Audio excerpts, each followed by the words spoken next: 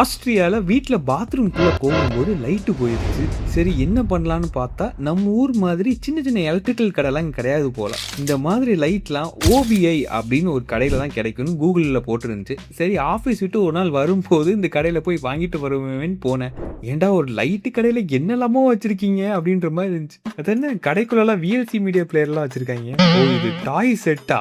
பெரிய குட்டோன் மாதிரி எல்லாம் இருக்கு. சரி சார் இந்த லைட் எங்க கிடைக்கும்னு போன உடனே அவங்க கிட்ட கேட்டேன். அவன் என் நண்பனுக்கு தெரியும் அங்க போங்க அப்படின்னு டைரக்ட் பண்ணி விட்டான். சரின்னு அவனை பின்னாடியே போனேன். ஒரு பேக்ல 3 பல்பு இருக்கும். அதை தான் வாங்கினேன். மொத்த விலை எவ்வளோன்னு பார்த்தீங்கன்னா 14 €. வீட்டுக்கு வந்து லைட்டை மாற்றணும். அதுக்கு முன்னாடி மெயின் ஆஃப் பண்ணணும், இல்லாட்டி ஆஃப் பண்ணிட்டு நம்ம காலேஜில் படித்த பேசிக்ஸ் எல்லாம் ஞாபகப்படுத்தி line to line neutral to neutral எல்லாம் கனெக்ட் பண்ணிட்டு இருந்தேன்.